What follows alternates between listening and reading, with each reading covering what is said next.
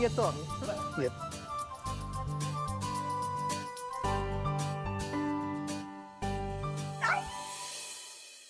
काय ओरडतीये? अगं ते नंतर कर ना बाबा, हे सगळं उचल आधी. उचल उचल उचल. आणि काय हो, तुम्ही वेळ का मागून घेतली? काय गरज काय होती एवढी? स्वानंदी, तू होकार का नाही दिलास? तुला आवडला नाही का तो?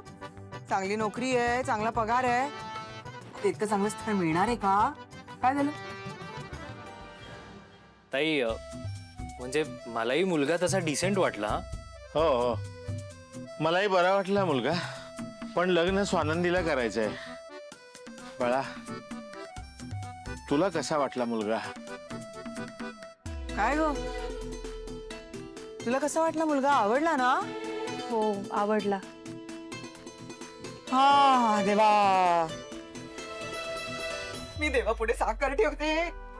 साखर दे ग.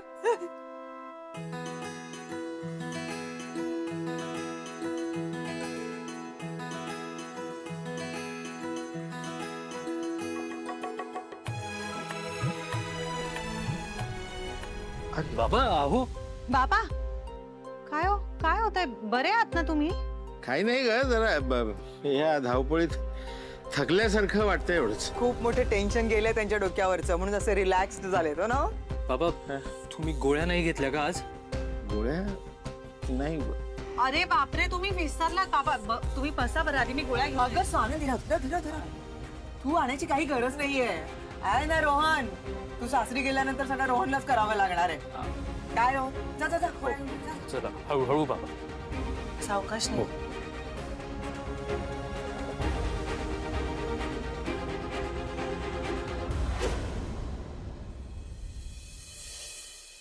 वेणबाई फोन उचला ना. काय करताय असं, घाबरायला होतंय. वेणबाई चिडल्या की काय? वेणबाई यांना पण काय गरज होती विचारायची? थोडासा आम्हाला वेळ देता का विचार करायला? उचला की फोन. काय बाबा, रागावले वाटतं, उचलतच नाही फोन.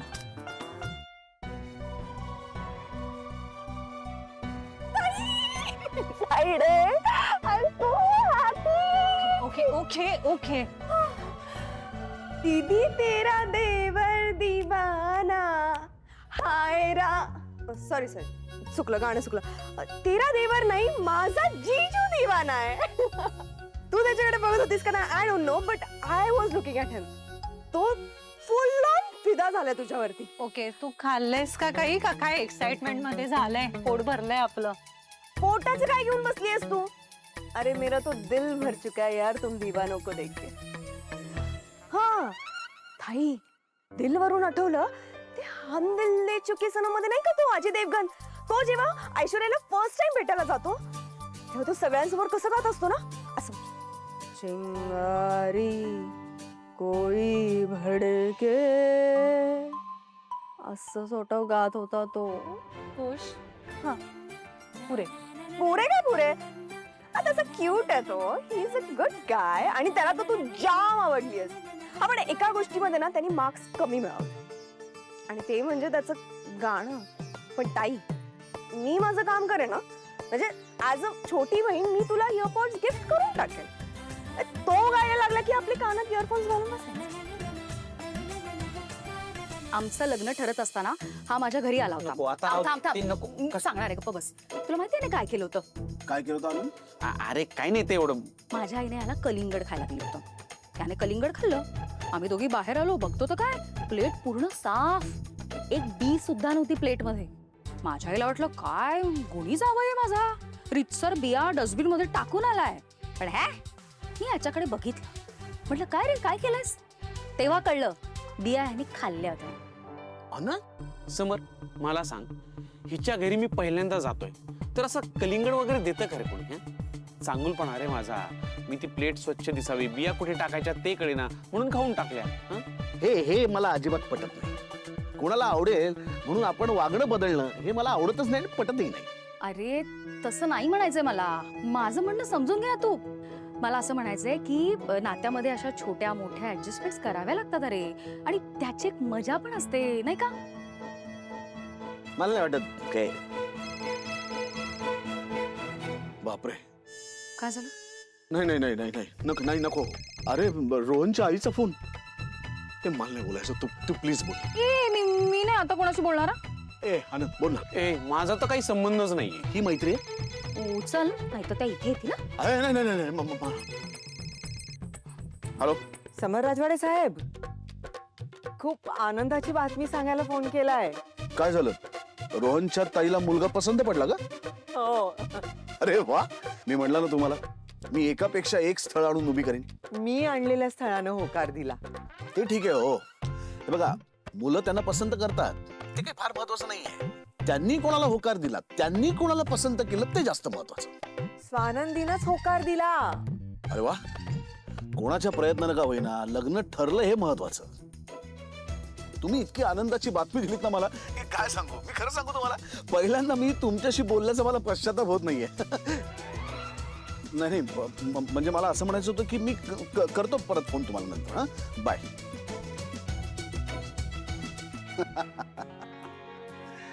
पाहिलंस डार्लिंग, तू माझं स्थळ सुचवत होतीस ना रोहनच्या बहिणीसाठी. तिकडे त्या लग्न ठरवून मोकळ्या सुद्धा झाल्या. त्यामुळे आता तू आणि अजी, तुम्ही दोघांनी हा विषय पुन्हा काढायचा नाही. स्वानंदी सरपोतदार हा विषय, त्यांच्या लग्नाचा विषय आता या क्षणी संपला. ठरलं? कोणाशी ठरलं? कोण आहे मुलगा? काय करतो काय? आपल्याला काय करायचंय? अरे काय करायचं म्हणजे सांग कोण आहे. आपण जबाबदारी घेतली ना तिच्या लग्नाची. म्हणजे मुलगा उद्या चुकीचा निघाला, काही गडबड झाली तर त्याच्यासाठीच आपण एवढा घाट घातला ना. एवढी मुलं बघितली, मुलं पारखत होतास तू, एवढं नीट निरखून बघत होतास, मग बघायला नको कोण मुलगा आहे. अरे त्यांनी स्थळ पाहिलं, रोहनच्या आईने त्यांच्यासाठी मुलगा पाहिला. माझा काय संबंध आहे? मी काय जगातल्या प्रत्येक मुलाची हमी घेतली आहे का? आणि त्यांचं ते बघतील ना. याला काय अर्थ आहे? नाही तू त्या स्वानंदीच्या आईला कॉल करून विचार त्या मुलाबद्दलची सगळी माहिती. आम्हाला पण इन्फॉर्मेशन हवी आहे. पण कशाला? कशाला म्हणजे समर कर. तू जबाबदारी घेतलीस ना, मग नीट पार पाड. आनंद,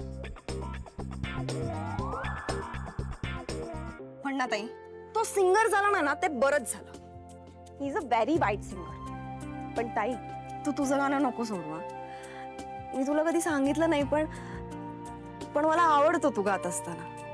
म्हणजे तू रोहन दादा बरोबर आणि बाबांबरोबर गात बोलतेस ना, ती गोष्ट मला जाम आवडते. एक सांगू का ताई, म्हणजे तू गेल्यानंतर ना हे घर आणि मी तुला आणि तुझ्या गाण्याला खूप मिस करू. तू पण करशील ना मिस?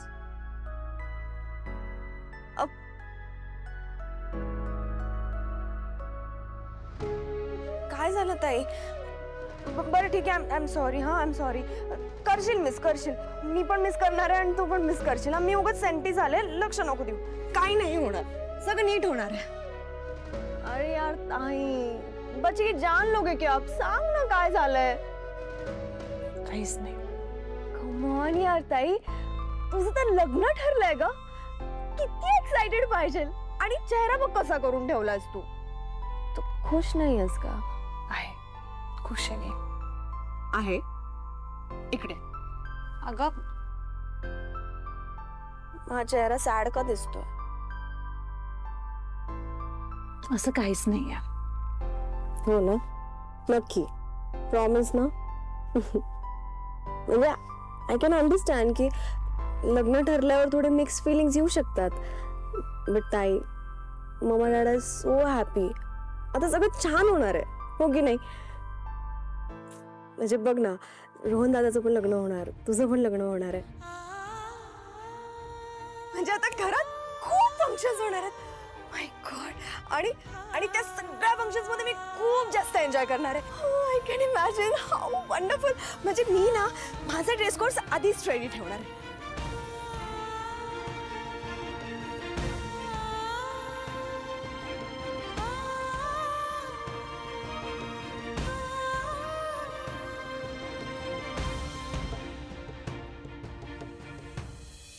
वेणबाई फोन उचला ना हो.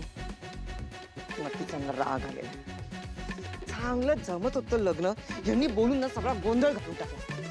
काय नाही बोलायची पोच नाहीये, काय नाही. हॅलो, अहो कधीपासून फोन करते मी तुम्हाला. समर राजवाडे बोलतोय.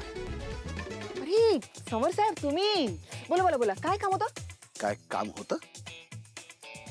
आता तुमच्या मुलीचं लग्न ठरलं तर तुमचं बोलण्याचं स्वरच बदललं हो.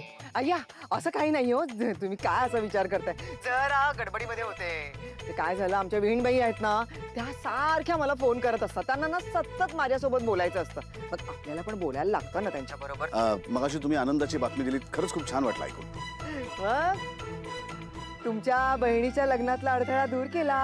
मला खरंच खूप प्रचंड आनंद झालाय. हो ना. नाही म्हणजे बाकी मुलगा काय करतो, म्हणजे कसं आहे, म्हणजे सगळी नीट चौकशी केलीत ना? आई आहे मी तिची, लेक आहे ती माझी. अशी कशी कुठल्याही घरी देईन. उत्तम. चला मग आता 2-2 लग्नाची तयारी सुरू करा. काहीही काळजी करू नका, धूम धडाक्यात दोन्ही बार उडवून टाकू. आणि काही लागलं तरी काळजी करायची नाही, मी आहे, मला सांगायचं. गरज तर लागणारच समर राजवाडे साहेब. आता हुंडा किती घेतायत, किती मागतायत देव जाणे बाई. हुंडा?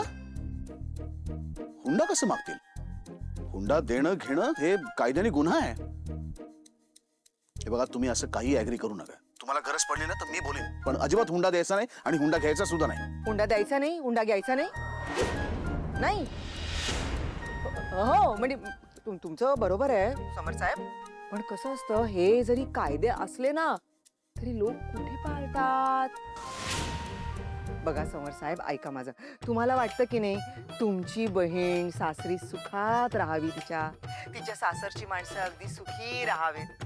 तसंच आम्हालाही वाटतं आमची मुलगी सासरी सुखात राहावी. जमाना बदललाय हो, पण लोक जुन्या रीतीभाती पाळतात. त्यांना त्या रोहनच्याही मला असं वाटतं आपण नंतर बोलूया, किंवा जे काय असेल ते मी रोहनला फोन करून त्याच्याशी बोलेन. हा, बाय.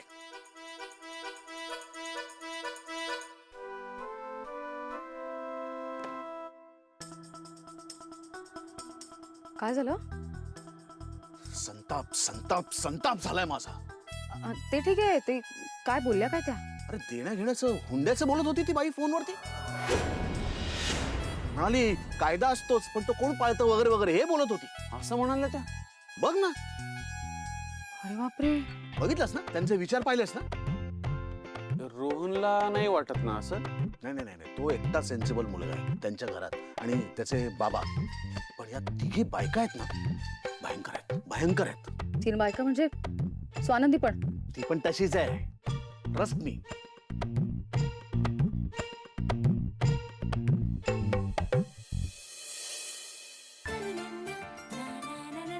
ए स्वानंदी, ऐक. अगं, आई, कशाला एवढी धडपड करतेस? कसली घाई आहे ग एवढी? ऐक, घाई नाहीये तर काय, ते ऑलरेडी खूप उशीर झालेला आहे. बघू लागलं का पायाला? काही पाहायला वगैरे लागलं नाहीये, मनाला लागलंय. माझ्या मनाला आतून त्रास होतोय खूप. काय झालंय? काय झालंय काय? काहीच मनासारखं होत नाहीये. खरंच ना, दळभद्री नशीब घेऊन जन्माला आलीये मी. माझ्या टाळूवर ना कोणी तेलच टाकलं नाही असं वाटतं. सारखं आपलं तेच होत असतं, सारखं सारखं मनासारखं होत नाही काही. सगळं तुझ्या मनासारखंच होतंय आई. काय मनासारखं होतंय? कुठलं मनासारखं होतंय? मुलाबाळांचं सगळं चांगलं व्हावं म्हणून जीवाचा आटापिटा करते, हाडाची काढ करते, पण कोणाला काही आहे का त्याचं? इतकं चांगलं स्थळ आणलं तुझ्यासाठी स्वानंदी. वाटलं होतं आता सगळं चांगलं होणार, तुझ्या डोक्यावर अक्षता पडतील, रोहनचं पण सगळं मार्गी लागेल. पण कसलं काय, तुझे बाबा घातला गोळ त्यांनी. आई, आई प्लीज हा, तू बाबांना काही बोलू नकोस. ए, तू ना तुझ्या बाबांची वकिली करण्याचा काही ठेका घेतलेला आहेस का? जेव्हा बघावं तेव्हा तुला काय बोललं की बाबा मध्ये येतात, बाबांना काय बोललं की तू मध्ये येते.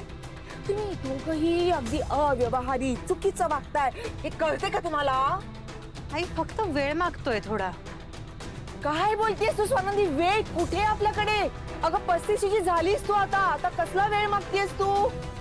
अरे पटकन होकार देऊन तू स्वतःला आणि आम्हाला मोकळं करून टाकायचं होतंस ना. आई तुम्ही मोकळेच आहात.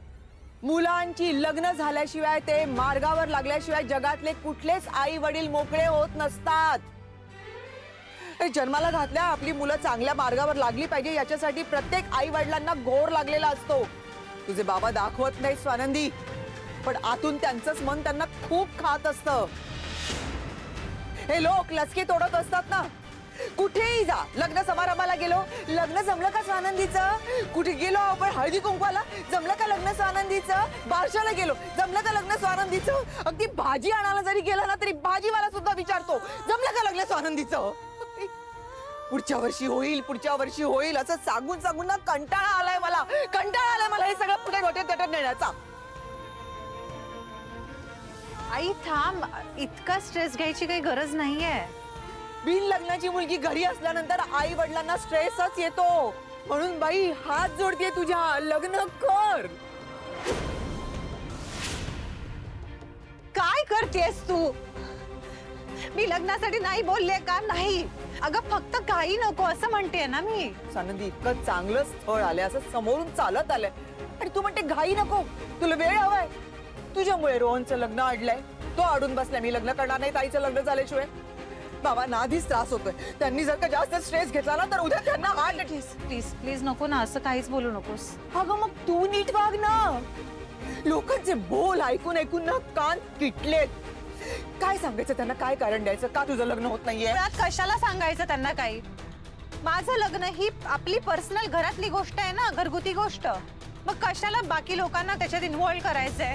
आणि ही माणसं माझ्या संसारात येणार आहेत का माझा संसार करायला? तो मलाच करायचा ना. मग मी थोडा वेळ घेते. असं संसार म्हणजे सोपी गोष्ट आहे का आई? आता हे तू मला शिकवणार का? सॉरी. संसार करणं सोपी गोष्ट असते का? प्रत्येक बाईला आपल्या स्वप्नातला राजकुमार मिळतोच असं नाही स्वानंदी. कमी जास्त होत असतं, पण जो मुलगा आपल्याला मिळालाय तो मुलगाच माझा राजकुमार आहे असं समजून त्याचे सगळे गुणदोष आपल्या पोटात घेऊन पुढे जायचं असतं. याला खरा संसार म्हणतात. हा समाज खूप बोलतो, त्याचे टोमणे ना जखमा करतात इकडे. याला कुठलाच औषधोपचार नाहीये. याला फक्त उपाय एकच, समाजाच्या साक्षीनं लग्न. पण म्हणजे लग्न हा इतकाच क्रायटेरिया आहे का? होय. म्हणजे आमच्यासारख्या मुलींना ह्या समाजात काहीच किंमत नाही का? तर आमचं लग्न नाही झालं. हो बाई हो. पण मग तुम्ही आम्हाला शिकवलं, कष्टाने मोठं केलं, यालाही मोल नाही का? का तर माझं लग्न नाही झालं. आई मी सगळं करते ना, तुमच्या सगळ्यांचं मी सगळं बघते, मी बाहेरचं पण करते. सामाजिक जाणीवेतून आज मी वृद्धाश्रमासाठी काम करते. एन्व्हायरमेंटल सायन्सची डिग्री घेतली आहे, त्याची जाणीव ठेवून वेळोवेळी मी निसर्गाशी एकरूप असण्याचा प्रयत्न करते, लोकांमध्ये त्याचा अवेअरनेस भरण्याचा प्रयत्न करते. पण हे हे हे सगळं पाण्यात आहे ना. हा तर माझं लग्न झालेलं नाहीये. कुमारी मुलगी यापेक्षा सौभाग्यवती हा टॅग आपल्या समाजात महत्वाचा आहे. काळे मणी गळ्यात घाला, एकमेकांमध्ये अंडरस्टँडिंग नसेल, समजून घेऊ शकला नाहीत तरी आयुष्यभर रडत रडत संसार करा, ते चालेल. पण हे डिग्री हे सगळं आहे ना, ते गुंडाळून बासनात ठेवून द्या. याला काही महत्व नाहीये. का तर माझं लग्न नाही झालंय. मुलीच्या कर्तृत्वाचा आईबाबांना अभिमान नाही वाटू शकत का ग? सांग ना, तिच्या डोक्यावर अक्षता पडल्या कीच फक्त काय होतो, मिळतो तो मान सन्मान मिळतो तुम्हाला, बाकी वेळी तुमची मान खाली. अरे पण मग कशाला केला अट्टाहास? स्वतःच्या पायावर उभे राहा असं मुलांसारखं तुमच्या घरातल्या मुलींना का सांगितलं? घ्या राहिलो आम्ही स्वतःच्या पायावर उभ्या, पण नाही, तुमची मान खालीच आहे का तर माझं लग्न झालं नाही.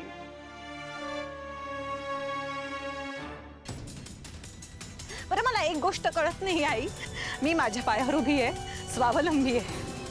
मग अशा एखाद्या मुलीच्या असण्याचा भार तिच्या आई बाबांच्या खांद्यावर येतो कुठून ग? कुठे आलोय आपण 21व्या शतकात? आणि हे काय कुठले विचार आहेत समाजाचे? सतत घालून पाडून बोलायचं फक्त. तू म्हणतेस ना, बाहेर पडल्यावर तुला खूप लोक ऐकवतात, बोलतात माझ्याबद्दल. ती मी स्वतः हा उंबरठा ओलांडून बाहेर जाते ना, तेव्हा अनुभवते हे सगळं. काही वेगळं नाही होत, हे सगळं असतं. पण आई अगं ते बाहेरचे आहेत ना. पण मग इथे आत आल्यानंतर आपली माणसं होत ना, आपण एकमेकांसाठी होत ना. पण आपण नाही का एकमेकांशी चांगलं वागू शकत? सतत सतत टोचून बोललं गेलंच पाहिजे का? अगं नाही झालं लग्न आता, यात माझा काय दोष आहे आई? आनंदी, अगं ऐक ना, मला सांग, मी प्रयत्न करत नाहीये का? अगं तुम्ही सांगितलं की मी जाते ना मुलांना भेटायला, मलाही वाटतंय ना माझं लग्न व्हावं. पण मी 38 वर्षाच्या मुलाला भेटते, माझं वय 35. 3 वर्षांनी मी लहान आहे. हा, पण त्याला किती 27 वर्षाची मुलगी हवी. आता ह्यात माझा काय दोष मला सांग.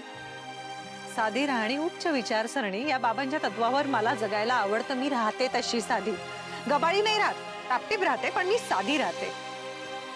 पण एखाद्या मुलाला भेटायला गेल्यावर त्याला बाजूच्या टेबलवरची भडक कपडे घातलेली आणि स्टायलाइज्ड कपडे घातलेली मुलगी आवडते आणि तो मला नकार देतो. ह्यात माझा काय दोष.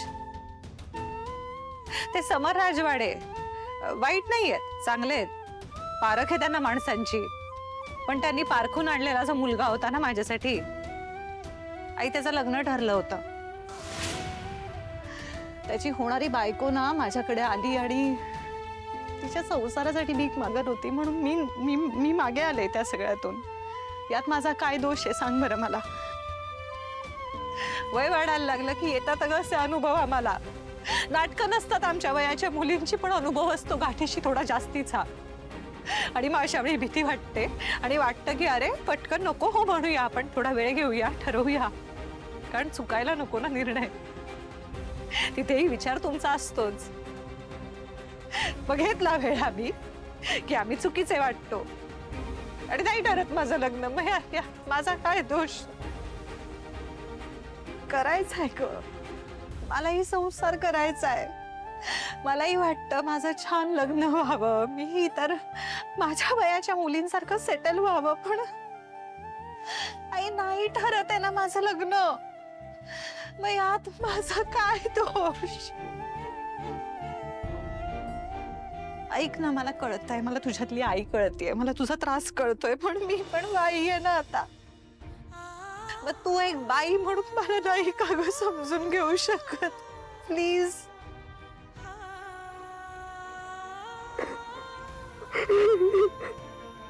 रडू नकोस, रडू नकोस.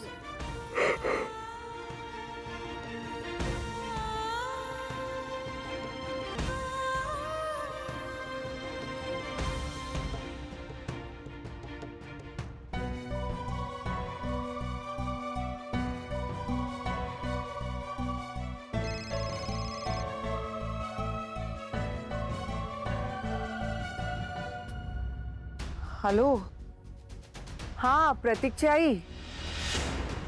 नाही, हेच सांगायला सतत मी फोन करत होते की आम्हाला पसंत आहे प्रतीक.